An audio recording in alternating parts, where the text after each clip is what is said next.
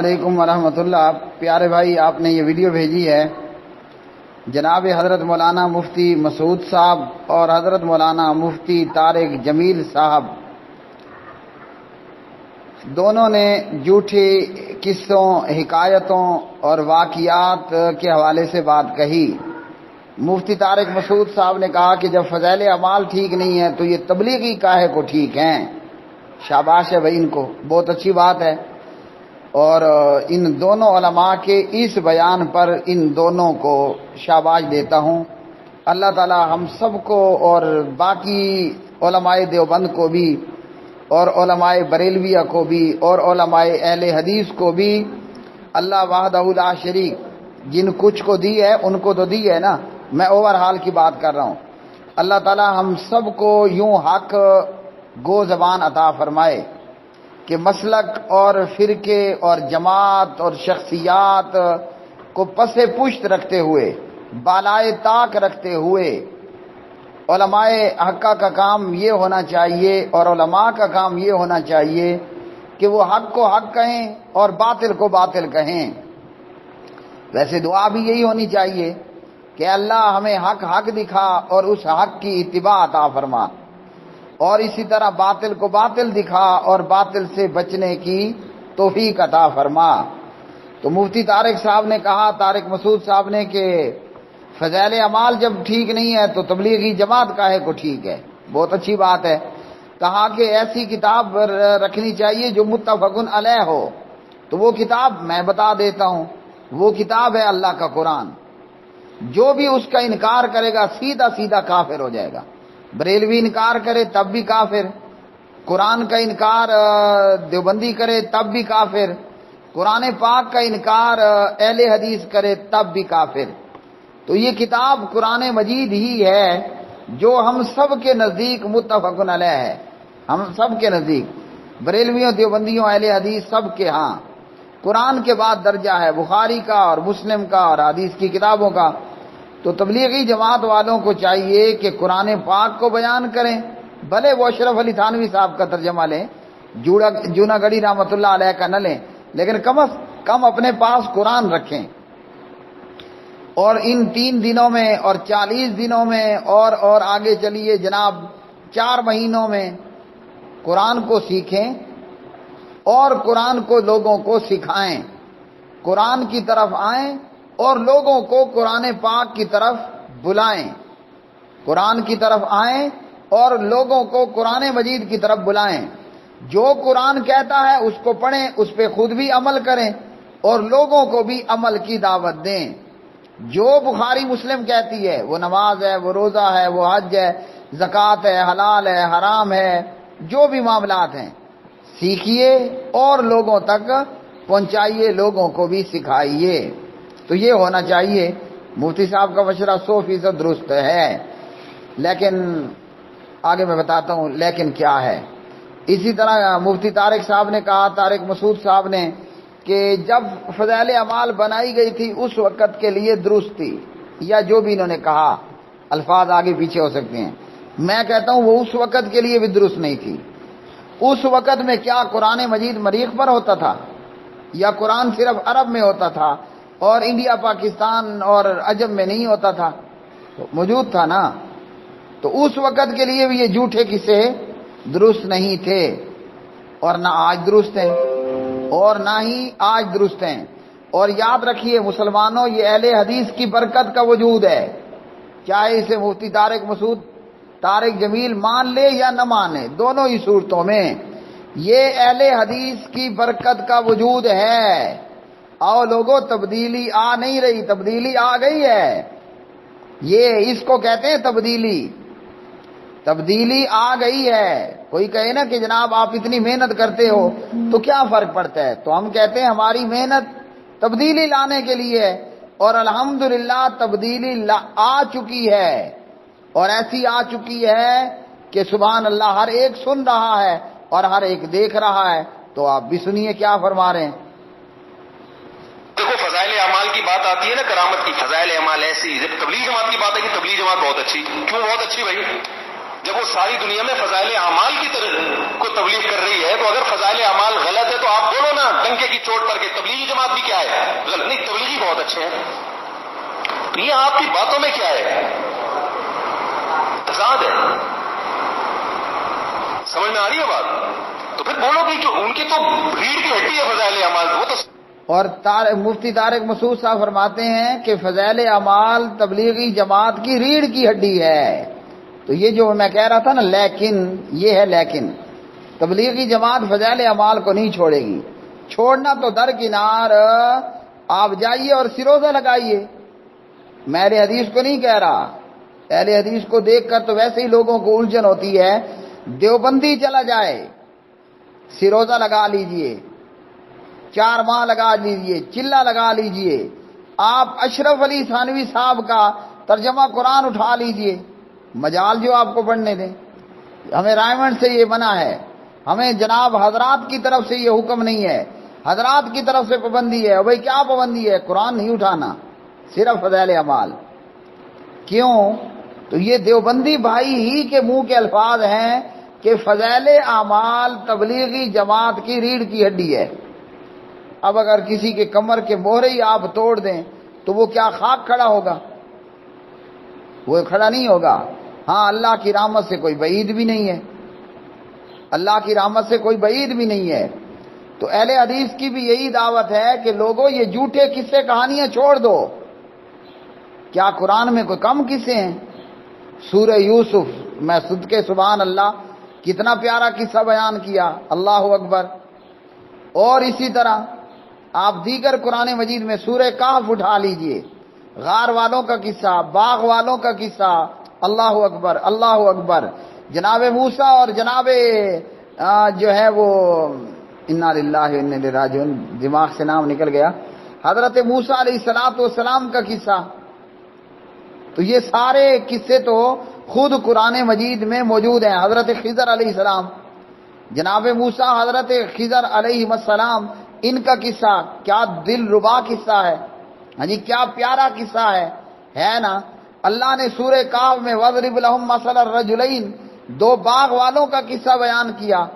اور اللہ اکبر سورہ نون والقلم پڑھیں، وہاں بھی باغ والوں کا قصہ موجود ہے ایک مختلف طریقے سے.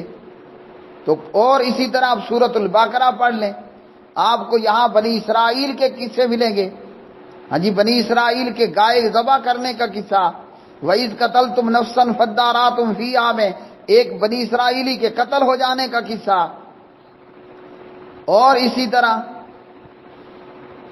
موسیٰ علیہ السلام کا اپنی امت کو کہنا کہ ان اللہ یامرکم ان تذبحوا بقرہ، گائے کے ذبح کرنے کا قصہ، بنی اسرائیلیوں کا بچڑے کو معبود بنا لینے کا قصہ. اسی طرح آپ سورہ طٰہٰ ما انزلنا میں آ جائیں، اور اسی طرح قرآن کی دیگر صورتوں میں حضرت موسیٰ علیہ السلام اور فرعون کے بلائے گئے جادوگروں کا قصہ. اللہ اکبر، کیا خوبصورت قصہ ہے. سورۃ القصص کے اندر آ جائیے، حضرت موسیٰ علیہ السلام کے پیدا ہونے کا قصہ، ام موسیٰ کا موسیٰ علیہ السلام کو دریا کے حوالے کر دینے کا قصہ، سبحان اللہ، فرعون کے غرق ہونے کا قصہ. اور سورہ القصص پارہ 20 میں ہی ان قارون کان من قوم موسیٰ، قارون کا قصہ. میں کہاں تک پڑھوں؟ قرآن تو قصوں سے بھرا پڑا ہے نا. الف لام میم غلبت الروم، سورہ روم میں رومیوں کے مغلوب ہو جانے کا قصہ. اللہ اکبر. اسی طرح آپ قرآن مجید کو دیکھتے جائیں، سورۃ الاحزاب کے اندر غزوہ احزاب کا قصہ. اور اسی طرح سورۃ الاحزاب پارہ 22 کے اندر فلما قضا زید منہا وطرا زوجناکہا کا قصہ، کہ نبی علیہ السلام کا اپنے منہ بولے بیٹے زید کی بیوی زینب سے نکاح کرنے کا قصہ. تو قرآن تو اول تا آخر قصوں سے بھرا پڑا ہے. جب اتنے مستند قصے موجود ہیں تو یہ جھوٹے قصوں کی کیا ضرورت ہے کہ فضائل اعمال لکھتی ہے ابو حنیفہ رحمۃ اللہ علیہ وضو میں گرتے گناہ دیکھ لیتے.